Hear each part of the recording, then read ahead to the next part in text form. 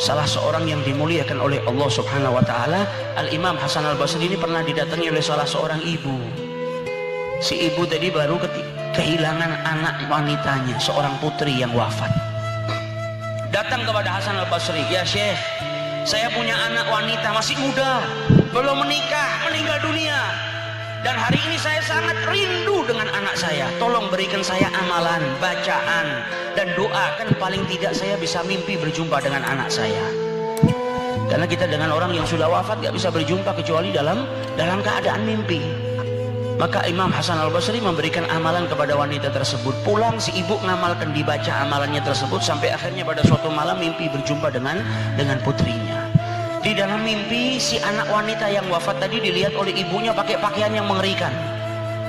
Pakaian yang mengerikan, pakaiannya orang ahli neraka yang disiksa oleh Allah Subhanahu wa taala. Di lehernya terdapat ikatan yang menakutkan. Bangun dari tidur, si ibu tadi pergi ke rumah Imam Hasan Al-Basri seraya menangis.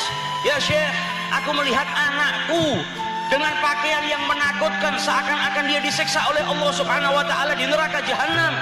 Al-Imam Hasan Al-Basri ini orang yang hatinya sangat riqqah, hatinya lembut, ketakutannya kepada Allah luar biasa, sampai orang yang duduk dekatnya itu tertular memiliki rasa takut kepada Allah Ta'ala. Jadi Imam Hasan Al-Basri ketika mendengar kisah dari seorang ibu tadi, seorang anak yang diletakkan di dalam nerakanya Allah, disiksa oleh Allah Subhanahu wa taala, langsung jatuh pingsan karena takut akan siksanya Allah Subhanahu wa taala. Nah, ini Syekh Hasan Al-Basri ketika pingsan, rupanya dia juga mimpi berjumpa dengan seorang wanita. Tapi yang dijumpai berbeda, wanita dengan pakaian seorang ratu. Di kepalanya ada mahkota, ada berliannya, seakan-akan penduduk surganya Allah Subhanahu wa taala. Maka ditanya oleh Hasan Al-Basri, "Engkau ini siapa? Pakaianmu ini ibarat seorang ratu. Apakah engkau ini penduduk surga yang dimuliakan oleh Allah Ta'ala?"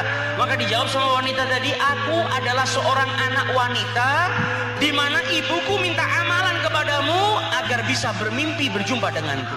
Maka Hasan Al-Basri kaget, "Bukankah ibumu mimpi engkau ini dalam keadaan yang mengerikan, pakaiannya menakutkan dan lain sebagainya?" Maka dijawab oleh wanita tersebut, "Na'am, benar, apa yang dilihat oleh ibuku itu benar. Saya, bukan hanya saya, tapi penduduk kubur yang ada di sekelilingku, sekitar 50 orang lebih yang ada di makam tersebut adalah ahli maksiat. Kami selama hidup di dunia gemar berbuat maksiat. Lisan digunakan untuk menggonjing, lisan digunakan untuk memfitnah, mencaci, memaki, mata kita gunakan untuk memandang yang haram. Taatnya kepada Allah sedikit, maksiatnya banyak. Sehingga ketika kita mati, kita semuanya disiksa oleh Allah Subhanahu wa taala." Sampai pada suatu malam ada orang yang saleh melewati kuburan kami. Ketika lewat, orang saleh tersebut membaca satu salawat kepada Rasulullah sallallahu alaihi wasallam. Namanya kekasih Allah, salawat kepada Rasul sallallahu alaihi wasallam dibaca oleh orang yang lewat di depan makam mereka yang disiksa oleh Allah. Berkat namanya Nabi Muhammad, berkat salawat kepada Rasul sallallahu alaihi wasallam, maka kami mendengar seruan dari langit Allah yang menyeru, "Angkatlah azab penduduk kubur ini," berkat satu salawat yang dipanjatkan oleh orang yang lewat. Satu salawat yang dibaca oleh orang yang melintas tempat tersebut bisa memberikan syafaat kepada 50 orang yang di makam yang disiksa oleh Allah Subhanahu wa taala.